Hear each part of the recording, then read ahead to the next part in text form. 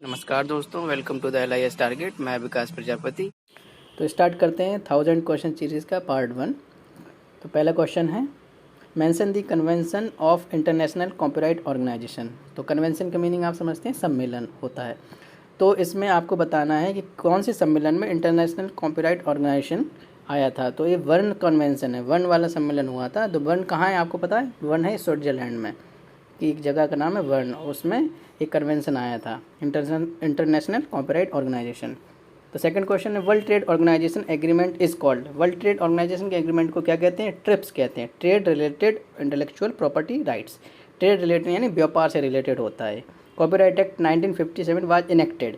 तो 1957 वाला जो कॉपीराइट एक्ट है वो कब एक्ट में आया और किसकी वजह से एक्ट में? पार्लियामेंट ऑफ इंडिया की वजह से। The latest copyright amendment act took place in. जो अभी लेटेस्ट अमेंडमेंट हुआ, अमेंडमेंट का मतलब समझते हैं संशोधन। अभी कॉपीराइट एक्ट में जो लेटेस्ट संशोधन कब हुआ? 2012 में हुआ था। तो the amendment of patent act took place. Patent act का अमेंडमेंट कब हुआ था? इसका अमेंडमेंट हुआ था 1970 में। तो नेक्स्ट क्वेश्चन है कि full form of FPBA। FPBA का क्या फुल फॉर्म होता है? इसका होता है federation of publishers and book seller association. Publishers और बुक सेलर एसोसिएशन का जो फेडरेशन है वो होता है FPBA। Reward creativity innovation investment wider dissemination. ये क्या होता है? बेनिफिट्स हैं कॉपीराइट एक्ट के। तो कोई पूछ ले कि आपको कॉपीराइट एक्ट के बेनिफिट्स क्या है? तो रिवार्ड है क्रिएटिविटी, ठीक, इनोवेशन जो इनोवेट करते हैं हम लोग, इन्वेस्टमेंट और वाइडर डिसेमिनेशन। वाइडर डिसेमिनेशन का मतलब जो दूर दूर तक किसी चीज़ को फैलाना, डिसेमिनेट करना। नेक्स्ट क्वेश्चन है, protection of industrial property held in Paris in the year of. Protection of industrial property कब बना है? 1883 को बनाया था। तो आप इसको कैसे याद रख सकते हैं? जैसे कि 1983 में वर्ल्ड कप जीता था इंडिया ने पहली बार, और उसके बाद ऐसे 100 साल पहले ये बना था 1883 में। ओके, इंडस्ट्रियल प्रॉपर्टी कहाँ हुआ था? पेरिस में। तो विपो sponsored copyright treaty sign in Geneva in. विपो की स्पॉन्सर्ड कॉपीराइट ट्रीटी कब साइन हुई? जिनेवा में 1996 में हुई थी। फुल फॉर्म ऑफ WPPT, इसका फुल फॉर्म बताइए। WPPO होता है परफॉर्मेंस एंड फोनोग्राम्स ट्रीटी, 1996 में होती वर्ल्ड कॉपीराइट ट्रीटी 1996 में। फोनोग्राम्स का मतलब समझ, रिलेटेड टू साउंड होता है, साउंड से रिलेशन होता है इसका। नेक्स्ट है full form of RMI। RMI का फुल फॉर्म क्या है? इसका है right management information. Full form of WSIS, ये है world summit on the information society. Electronics communication act 2000 enacted इन, कब एक्ट में आया गया? 2000 में। तो देखिए क्वेश्चन में समझ में आ गया, ये तो क्वेश्चन कन्फ्यूज़ करने के लिए दिया गया क्वेश्चन है, तो आप कन्फ्यूज मत होया करिए, बस आप क्वेश्चन किस बारे में बोला उस पर ध्यान दिया करिए।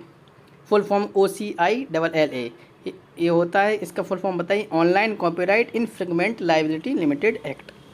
इन which year Gutenberg invented printed press. Gutenberg में कब इन्वेंट हुआ था प्रिंटिंग प्रेस? 1463, 1463। तो नेक्स्ट क्वेश्चन पे आते हैं, in which year Gutenberg invented printing press. ये 1463, ये रिपीट हो गया क्वेश्चन। 16th क्वेश्चन है, world intellectual property organisation established in the year. तो वो WIP ना, वर्ल्ड इंटेलेक्चुअल प्रॉपर्टी ऑर्गेनाइजेशन कब बना था? 1967 में आया था। कब आया थे? 1967 में।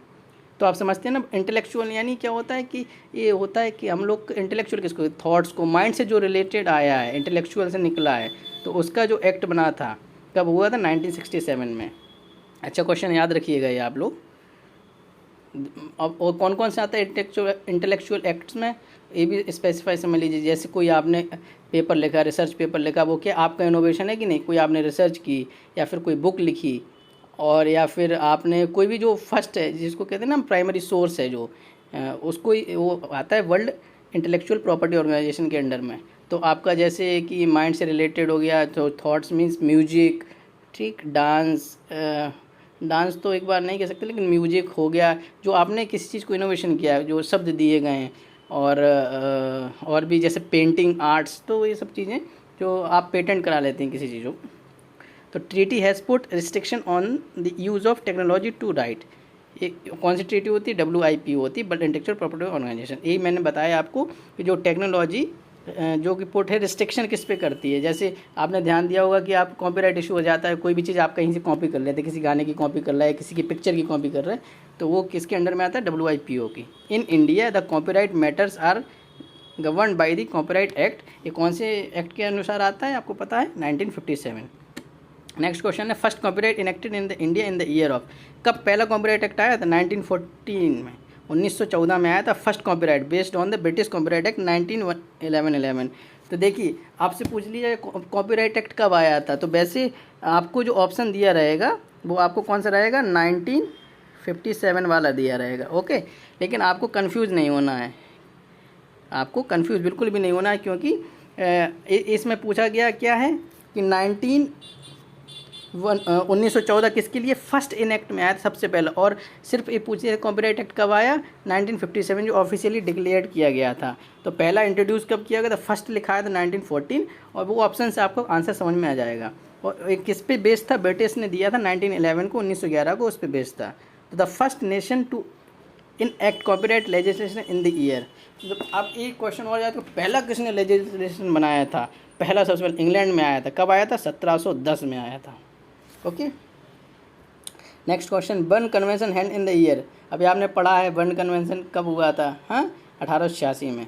ये देखिए कोई भी क्वेश्चन होता है घुमा के पूछते हैं आपको कि आप कंफ्यूज हो जाओ, तो आप कभी भी कंफ्यूज कम नहीं होगी जब आप क्लियरिटी होगी आपके माइंड में, डेट्स को लेके, जगह को लेके, और आपके जो टेक्निकल वर्ड्स हैं उनको लेकर के। Universal copyright convention held in Geneva कब हुआ था, 1952 में हुआ था, और इसको रिवाइज करके दिया गया था 1971 में। ठीक, फुल फॉर्म ऑफ CDPA के फुल फॉर्म क्या होता है, copyright design and patent act 1988, 1988 में आया था। देखिए एक क्वेश्चन से आप बहुत सारे क्वेश्चंस को आप सॉल्व कर सकते हैं। तो CDPA का फुल फॉर्म पता चल गया, और कब आया था, 1988। तो किस तरह से क्वेश्चन पूछा जा सकता है कि आपका इसका ईयर बताइए, तो आप बता देंगे 1988, 1988 बता देंगे, या फिर पूछा जाएगा कि आपका इसका फुल फॉर्म बताइए, तो आप वो भी बता दें। इसलिए आप थॉट्स में क्लियरिटी रख दी किसके बारे में। जैसे पूछ दिया जाए WIPO, तो वर्ल्ड इंटेलेक्चुअल प्रॉपर्टी ऑर्गेनाइजेशन होता है आपको, तो आपको याद होने चाहिए ऐसे कि आप पूरा बता दें। तो उससे क्या क्वेश्चन आपके क्लियर हो गया, उसकी डेट आपको याद होनी चाहिए कब आया था एक्ट में, तो डेट का क्लियर हो गया क्वेश्चन, उसका फुल फॉर्म का आपको क्लियर हो गया क्वेश्चन, और इस बारे में क्लियर हो गया किस बारे में, क्योंकि WTO भी होता है वो ट्रेड ऑर्गेनाइजेशन के बारे में, लेकिन WIPO होता है किसका, इंटेलेक्चुअल का। तो आपको ये भी क्लियर हो जाएगा एक ट्रेड के बारे में, इंटेलेक्चुअल के बारे में। ओके, चलिए आगे बढ़ते हैं। The extended period of copyright ट्रियोगना came into the end in.